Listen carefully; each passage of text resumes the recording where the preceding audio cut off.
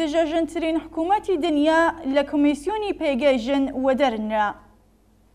لە کۆبوونەوەی ڕۆژی چوارشەممە 23 مانگی سەرماوەزی شۆرەی ئابووری و کۆمەڵایەتی ڕێکخراوی نەتەوە یەکگرتووەکان قەتنامەی دەرکرانی کۆماری ئیسلامی لە کۆمیسیۆنی پێگەیژنی خستە دەنگدانەوە. زۆربەی بەشداران دەنگیان بە دەرکرانی کۆماری ئیسلامیدا. بەم جۆرە ڕژیمی دژیژنی ئیسلامی لەم کۆمیسیۆنە وەدەرنرا.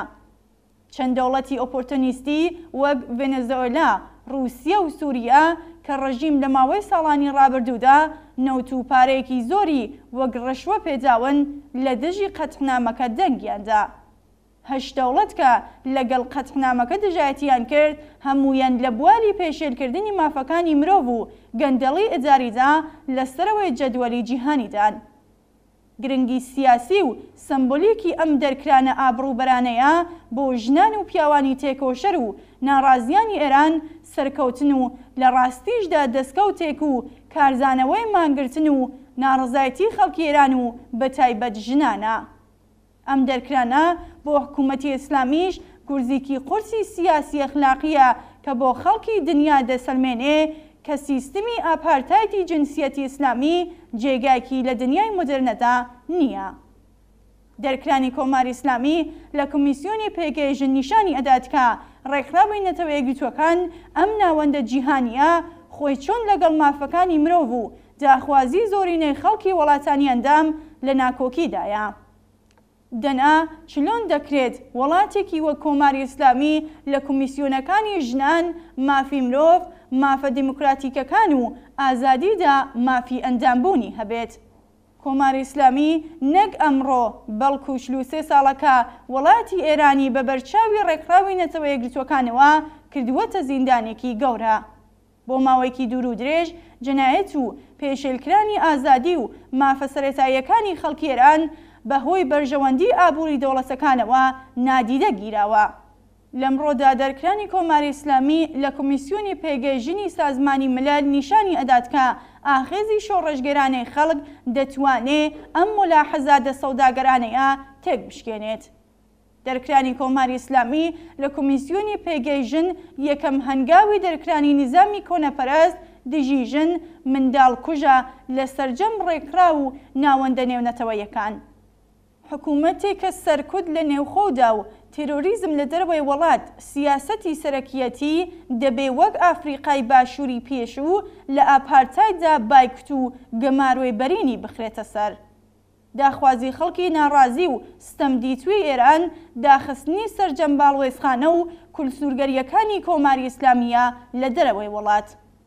سفارەتخانەکانی بوونەتە ناوەندی سیخۆڕی و ڕێخستنی باندە مافیایەکان بۆ تیرۆری نەیارانی حکوومەتی ئیسلامی لە دەرەوەی وڵات. کۆماری ئیسلامی لە سەرودەمی جەنگدان کۆمەڵێک ئامرازی ژەنگرتووی بەکارهێنا بۆ بەرگرتن لە پەسەندکرانی قەتنامەکە. لە ڕاستیدا کاربەدەستان چارە و ئیمکانێکیان بێجگە لەوەی کە خۆیان بە چەند هەودایکی پرتوکاوە هەڵبواسن نەبوو. وەزارەتخانەی علومی کابینەی ڕئیسی داوای لە کۆمەڵێک مامۆستا کرد بە ناردنی ئیمەیل بۆ وڵاتان سەبارەت بە دەرکرانی ڕژیم هۆشداری بدەن. بەڵام ئەم جۆرە کەسانە کارێکیان لەدەست نایێت کە لە نێو خوێندکارانی خۆیاندا نەتەنیا بێنەفوزن بەڵکو بێزراویشن. ئەم دەستکەوتانەی لە 90 ڕۆژ خەباتی فداکارانە لە شۆڕشی ئازادی خوازانە و بەرابەری تەڵەبانەی خەڵکدا بەدەست هاتووە بووەتە هۆی سەرکەوتنی موافقانی دەرکرانی کۆماری ئیسلامی لە کۆمیسیۆنی پێگەیژن. لەم پەیوەندیەدا دۆری هاتنە مەیدانی بە ملیۆن ئێرانی پەنابەر و کۆچبەر لە وڵاتانی ئەوروپایی، ئامریکایی، ئوسترالیا و هەروەها پێشڕەوانی ئەو وڵاتانە بۆ داکۆکی لە شۆڕشی ئێران نابێت لە بەرچاو نەگیرێت.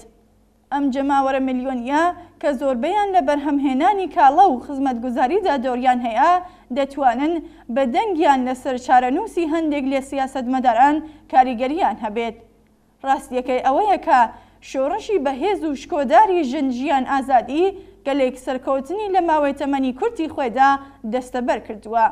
لە تێکشکاندنی گەشتی ئێرشادەوە تا فراهەمکردنی زەمینە بۆ دەرکرانی حکوومەتی ئیسلامی لە کۆمیسیۆنی پێگەیژن و گەلێک دەستکەوتی دیکەی سیاسی و کۆمەڵایەتی.